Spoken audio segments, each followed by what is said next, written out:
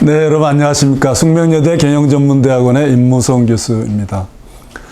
지금부터 노동개혁, 노동체제 개혁에 대해서 한 4차례에 걸쳐서 여러분과 함께 생각해보는 시간을 준비했습니다. 첫 번째는 왜 노동개혁을 이야기하는가에 대해서 같이 한번 살펴보고요. 두 번째는 무엇을 개혁할 것인가, 또 이어서 역대의 정부는 어떠한 개혁을 어떻게 추진했는가, 거기서 교훈을 찾아본 다음에 마지막으로 그렇다면 우리가 살고 있는 이 노동 시스템을 어떻게 바꾸어 나가야 할 것인가에 대해서 살펴보는 순서로 내용을 준비했습니다. 먼저 첫 번째로 한국의 노동체제 개혁론 1, 왜 노동체제 개혁인가, Why에 관한 것이겠습니다. 보시다시피 우리가 지금 살고 있는 세상은 변화무쌍하고 내일을 예측하기가 굉장히 어려운 불확실성의 시대를 살고 있습니다. 이러한 현 상황을 한마디로 지속 가능성의 위기라고 표현을 하고 있습니다. 여러분 언론 보도에서도 보시다시피 우리나라의 경제 성장률이 정부가 바뀔 때마다 뚝뚝뚝 떨어지고 있는데요. 머지않아 성장률이 0%대로 떨어질 것이다 라는 아주 우울한 전망이 한국은행을 비롯한 국내 연구기관과 국제연구기관으로부터 나오고 있습니다. 우리의 지속가능성 위기를 초래하는 여러 가지 요인 중에 또 하나 주목받고 있는 것이 우리 노동시장, 한국 사회가 너무 분열되어 있다, 격차가 심하다, 양극화되어 있다라는 걱정과 지적들을 많이 하고 있습니다. 그래서 제가 그림으로 이렇게 성장률의 추락과 양극화된 경제사회 두 가지를 지속가능성 위기의 가장 큰 요인으로 표현을 하고 있습니다만, 그 저변에는 투자가 저조하다든지 우리의 생산성이 너무 낮다든지 또 인구 감소, 인구 소멸, 지역 소멸 여러 가지 걱정들이 있지 않습니까? 그와 더불어서 현재의 인구 구조 하에서도 노동시장에 참여하고 있는 분들의 비율이 너무 낮다. 다시 말해서 훌륭한 인재들이 경제활동에 참여하고 있지 못하다는 것도 우리의 성장률 추락의 요인으로 꼽고 있습니다.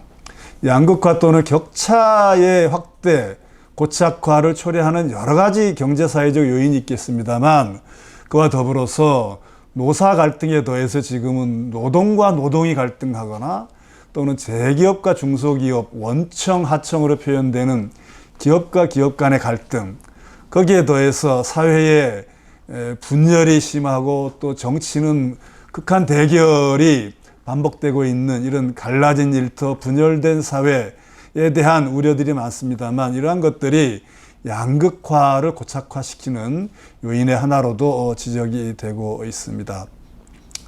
다시 말해서 이 지속가능성 위기를 돌파하기 위해서는 우리 정치사회 체제를 전반적으로 새롭게 짜야 하겠으나, 그 중에 불가결한 반드시 해내야 될 개혁 과제 중에 하나가 바로 노동이라고 하겠습니다. 이에 따라서 현 정부는 노동개혁, 교육개혁, 그리고 연금개혁 세 가지를 3대 개혁 과제로 제시한 바 있습니다. 연초에 언론사에서 조사해 본 바에 따르면 우리 국민들은 이런 여러 가지 과제 중에서도 3대 개혁 과제의 필요성에 대해서 공감하는 동시에 그 중에서도 노동이 바뀌어야 한다라는 의견이 가장 높게 조사된 것으로 보도가 된 바 있습니다. 이에 따라서 현 정부가 노동개혁이라는 큰 타이틀 하에서 여러 가지 개선 또는 변화를 추진하고 있는 의제들을 제가 한 10가지를 뽑아 보았습니다. 가장 많이 알려지고 또 진척이 있다고 평가받고 있는 것이 이른바 법치주의, 노사관계 법치 확립이라고 하는 아젠다가 되겠습니다.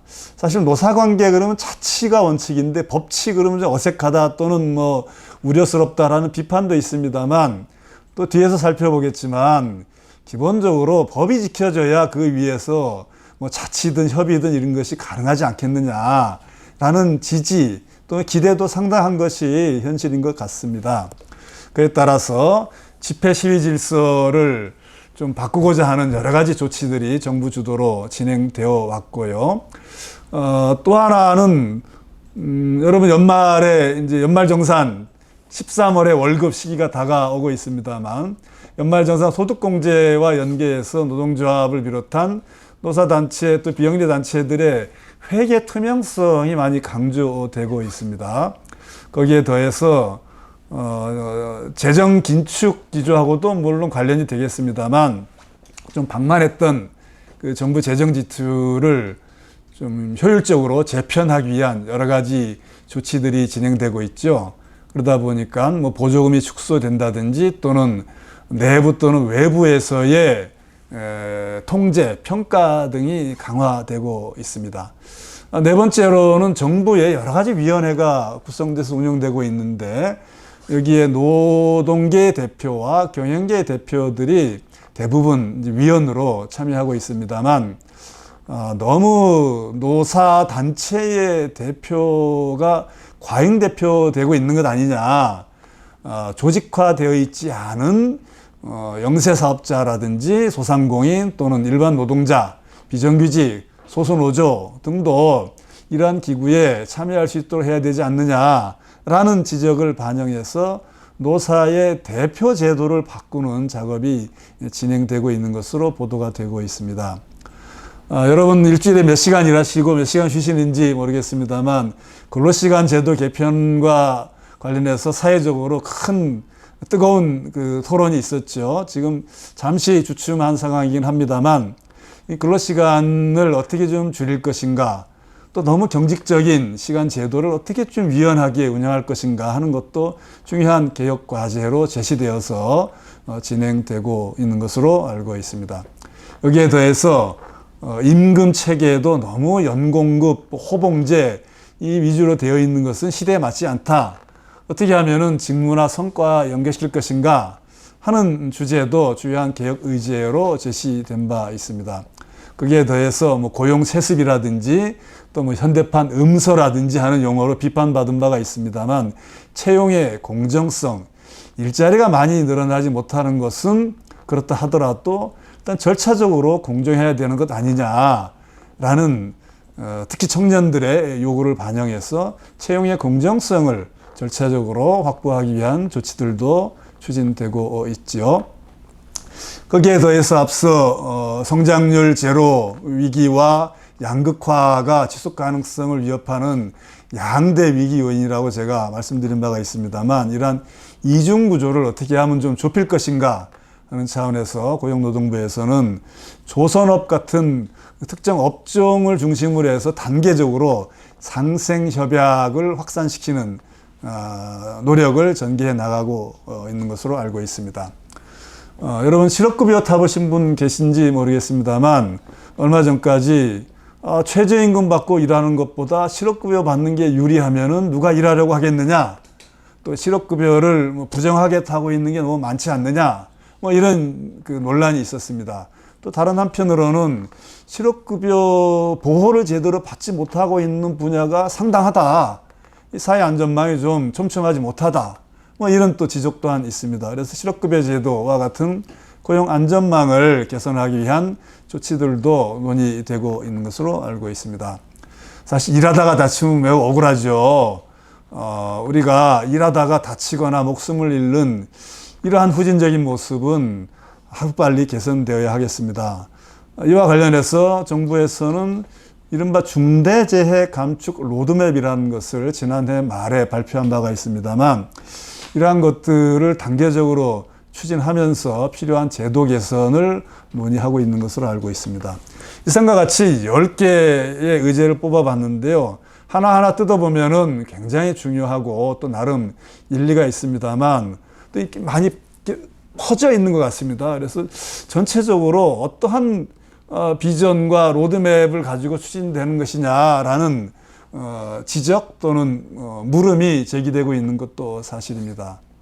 그래서 제 나름대로 현 정부가 추진하고 있는 노동개혁의 특징을 한 3가지 분야로 뽑아 보았습니다. 우선 과거에도 그랬습니다만 이번 정부의 노동개혁에 있어서는 어떤 가치, 이념 이런 것들이 좀 강조되고 있는 것 같습니다. 특히 헌법의 기본 원칙이나 원리로서 시장경제와 자유민주주의라는 기본 원리가 많이 강조되고 있는 것 같고요. 이것은 우리가 2교시, 3교시 때 다시 살펴보겠습니다만 지지난 정부, 이명박 정부나 박근혜 정부 상대적으로 보수 정부라고 분류되는 이 시기 10년간의 노동정책 또는 노동개혁에 대한 경험, 그리고 바로 직전 정부인 문재인 정부의 노동 존중 정책에 대한 평가 등이 반영된 것 아닌가 이렇게 분석해 볼 수 있겠습니다. 두 번째로는 한국 정치와 노동조합의 행태에 대한 비판적 여론이 좀 고려된 것이 아닌가 이렇게 생각해 볼 수 있겠습니다. 정치는 여러분들도 잘 아시다시피 현재는 이제 여소야대라고 하죠. 국회의 집권당인 여당이 소수이고 야당이 과반수 이상을 점하고 있는 것을 우리가 여소야대라고 표현하지 않습니까? 거기에 더해서 사회적으로 분열되어 있고 진영 간의 대결이 극심한데 여야 간에도 사실 정치의 실종이라고 비판이 제기되고 있듯이 여야 간의 대결이 좀 첨예한 것이 현실입니다.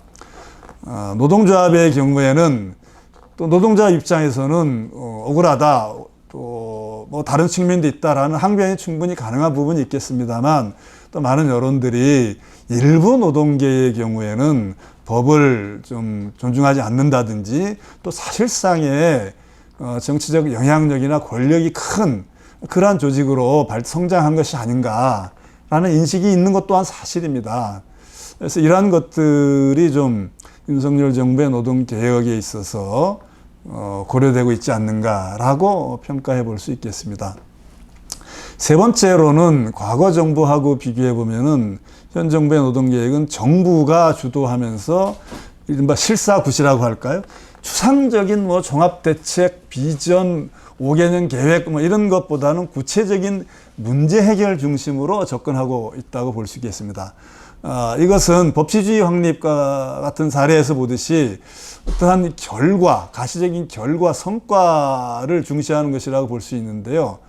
또 다른 한편으로는 과정, 절차적 민주주의를 소홀히 하는 것 아니냐라는 비판도 일부 제기되고 있는 것 같습니다. 양면성이 있는 것이겠죠. 이상과 같이 3가지로 특징을 꼽아봤는데요. 그럼 도대체 노동개혁 하는데 노동개혁이 뭘까 하는 좀 기본적인 문제를 살펴보고 나머지 강의를 진행해 볼까 합니다. 노동개혁 그러면 노동을 개혁한다. 말만 잘라보면 그러지 않습니까? 그러면 노동자, 노동조합을 손본다는 의미인가? 이렇게 오해할 수도 있겠습니다만 그런 취지는 아니고요. 제가 이해하기로는 노동개혁이라 하면 다시 풀어서 쓰면은 노동 시스템, 노동과 관련된 체제를 시대에 맞게 재구성하자라는 것이어야 한다고 생각을 합니다. 여러분 잘 아시다시피 개혁이라 그러면 혁명과 달리 기존의 체제의 본질적인 요소는 유지하면서 일부를 사회 발전에 적합하도록 바꾸어가는 것이죠. 또 노동체제라 그러면 무슨 노동법, 규칙 이런 것만이 아니고 그 주체들의 인식이나 관행, 전체적인 구조를 다 아우르는 그러한 용어입니다. 따라서 노동개혁, 노동체제 개혁이라 한다면 예를 들어 논란이 되었던 근로시간법과 같은 일부 법이나 행정규칙을 바꾸는 것에 그치는 것이 아니고 노사관계를 구성하고 있는 노사, 또 노사단체, 정부, 공공부문 등과 같은 그 플레이어 주체들의 시대교체, 세대교체, 생각의 변화 이런 것까지 포함하는 그러한 의미라고 하겠습니다. 다시 말해서 이러한 노동 시스템 개혁 이라 하면은 이 노동을 둘러싸고 있는 환경 그리고 그 노동 내부의 구성 우선 사람들이 많이 바뀌지 않았습니까? 그 구성 등의 변화와 지금 가지고 있는 노동법이나 시스템들, 제도들 간의 부정합성, 서로 들어맞지 않는 것을 고쳐가지고 이 시스템이 제대로 기능할 수 있도록 하고 그 결과 시스템의 지속 가능성이 확보될 수 있도록 하는 것이다 라고 설명할 수 있겠습니다. 조금 딱딱하죠? 그렇다면은 왜 이러한 노동 체제를 바꿔야 한다고 정부가 바뀔 때마다 주장을 하는가?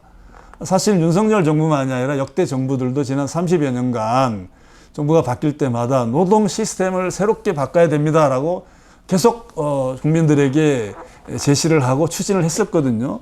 왜 그런가를 보면은 우선 현재 우리가 가지고 있는 노동 체제, 대표적인 게 노동법, 조직 시스템이 되겠습니다만 그것은 표준적인 근로자상을 전제하고 있는데 어떤 근로자인가? 공장에서, 여러분, 제조 공장에서 집단을 이루어 가지고 지시에 따르는 종속적으로 일하는 균질적인 구성이나 이해관계가 서로 비슷비슷한 그러한 근로자를 전제를 하고 있습니다. 이러한 전제를 토대로 법으로 임금은 얼마 이상 줘야 된다. 우리 최저임금법이 대표적인 것이 되겠죠. 그리고 하루에 8시간, 일주일에 40시간, 연장근로는 일주일에 12시간. 이와 같이 기본적인 근로조건을 법으로 표준을 정해놓고 그것을 지키지 않으면 법원이나 정부가 형사처벌이라든지 행정적 제재 또는 금전적 제재 등과 같은 강제적 조치를 통해 가지고 지키도록 만드는 것을 기본으로 하고 있습니다. 그러면 노사가 우리가 합의해 가지고 우리끼리 규칙을 정할게요 하는 걸 인정 안 하느냐? 인정을 합니다. 다만 법으로 정한 최저 기준을 넘어서는 것, 그러니까 표준 이상의 것을 합의하는 경우에만 기본적으로 인정하는 그러한 시스템을 가지고 있고, 그러한 규칙, 노사 간에 자율적으로 규칙을 정하는 주체로서는 노동조합에 의한 임금교섭 또는 단체교섭을 기본으로 하고 있습니다. 그런데 앞서 노동체제 개혁을 얘기할 때 제가 환경과 내부 구성과 제도 간의 불합치, 부정합성을 노동개혁의 필요성으로 얘기했잖아요. 그럼 환경이 어떻게 바뀌었는가? 우리가 4차 산업혁명, 디지털 변혁, AI 여러 가지 용어로 얘기하고 있습니다만 세상이 좀 달라지고 있죠. 아주 뛰어난 인재 몇 명이 조직 전체를 먹여 살린다고 할 정도로 지금은 노동력을 많이 늘리고 일하는 시간을 늘리고 하는 양적인 인풋, 투입 위주의 경제에서 지금 창조, 창의, 혁신 이런 것들이 무형의 자산이 매우 중요해진 그런 경제로 바뀌었습니다. 거기에 더해서 제조업보다는 서비스업의 비중이 훨씬 크고 종사하고 있는 사람들의 숫자도 서비스업이 훨씬 많습니다. 그런데 인구는 줄고 고령화되어 가고 있고 일하고 있는 구성을 보면 20, 30년 전에 비해서 우선 여성이 많아진 건 이미 당연하게 받아들여지고 있죠. 연령도 MZ세대, 베이비붐 세대 연령 차도 굉장히 많습니다. 일하고 있는 직무도 많이 달라졌죠. 그 직무를 수행하면 사람들의 기술 수준도 다르고, 또 최근에는 다문화 가정이라고 표현하듯이 이주 여성과 혼인을 해가지고 출산한 2세들이 노동시장에 참여하고 있는 분들도 늘어나고 있고, 거기에 대해서 또 외국인 노동자들도 많이 들어와 계십니다. 이와 같이 노동력이 다양해지고, 또 하나 노동조합을 또한 단체 교섭에 의해서 단체 협약을 정한 것을 기본으로 법 위에 상회하는 조건을 정할 수 있는 기본 시스템으로 상정하고 있는데 노동조합 조직률이 뚝뚝뚝뚝 떨어지고 있어요. 우리나라만 그런 게 아닙니다. 외국은 더 드라마틱하게 떨어지고 있습니다. 이와 같은 환경과 전제 조건이 기본적으로 달라지고 있기 때문에 노동체제 개혁이 불가피해지고 있다. 그럼 체제가 작동 안 하고 있는 예를 한번 들어보세요 라는 질문을 많이 받는데요. 제가 여기 7가지 정도 쭉 예를 들어봤습니다만, 가장 기본적으로 우리나라에 매년 한 13,000건 이상의 부당해고 분쟁이 노동위원회에 제기되는데요. 실제는 그것보다 훨씬 더 많겠죠.